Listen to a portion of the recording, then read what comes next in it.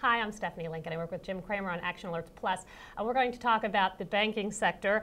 Jim, you've been pretty vocal about what you think needs to be done by the government. And maybe you can just a lot of what I'm doing is trying to get ahead of my Wednesday town hall on CNBC with Sheila Bair. I've put together a series of proposals working with some people who were very smart, who were the guts of the RTC and the Federal Savings and Loan Insurance Corp. Geithner has completely ignored these people, and they've been out there with plans, and I've augmented them with my own mortgage plan. It's two prongs. One is that we have to give capital to the banks who succeed the stress test. I think the stress test is going to eliminate the Chorus banks of the world and the Bank Atlantics. These are very difficult situations to understand their balance sheet, and allow initially a lot of the big banks to survive and give them, have the FDIC purchase certificates from them, and in return they will give the money back over time, certainly entitling the executives to be compensated, but only with equity that is restricted to when the money's given back. And the second part of my plan, after this forbearance plan, we're basically saying, listen, let's give them time, is to create an environment where we have everyone, and not just the ne'er-do-wells, being able to get a 40%, a 40-year, 4% fixed loan that everyone can refinance. This should create some buoyancy to the mortgage market, which we need while we wait for the banks to be able to work through their problems. You need both of these to occur. I put this plan out on Real Money on Sunday. It's probably had more response than anything I've ever done at the company, and it is going to be something I'm going to champion on Mad Money, champion in the meeting with Bair, and continuing to do so because of the vacuum of leadership from Tim Geithner, who seems to be really only capable of taking the temperature of what he's thinking through a series of reporters he calls. That was fine when he was at the New York Fed. It is not working as his Treasury Secretary.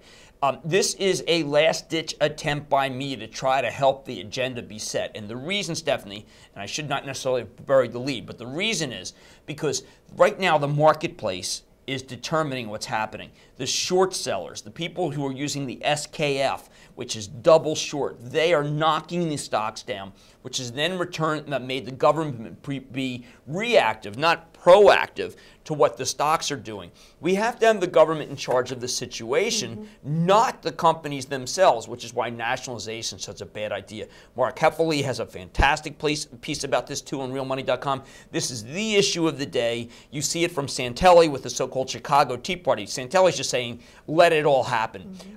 Letting it all happen is prelude to the Great Depression and to the social unrest that we're all familiar with, that we're beginning to see in Eastern Europe.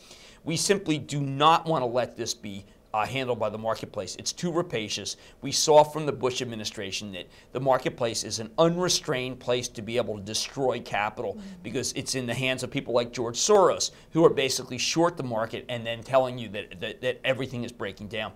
This is the last-ditch attempt by the government to get in control of the marketplace, or we're just going to fail, and all the banks will fail. And in your opinion, do you think that Tim Geithner understands this? And do you think, what do you think the next step is? I wrote a piece in New York Magazine, which was kind of hopeful that he did understand. But one of the things that we've learned about Tim Geithner is that he's always in flux, and he's always just responsive. Citigroup is responsive to Vic Pandit going down there and saying, I need this. He helped ruin the preferreds of Fannie Mae and Freddie Mac.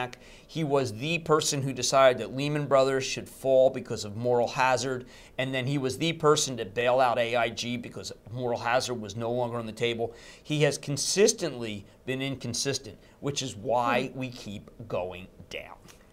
Well, we hope that they'll listen. Look, I'm putting my plan out. I put it on Real Money. It'll be moved to flagship later on. And I think it's very, very important for people to recognize that this is jump ball. And right now, it is the jump ball is in control of the shorts. And the shorts can wipe out the capital and destroy the banking system. Which is why we've been, somewhat cautious on the sector Why we've been completely underweighted. And even what we have has killed us. That's right. Thank you. Thank you, Stephanie. Jim. Trade with us in real time. Email us for a free trial, action@thestreet.com.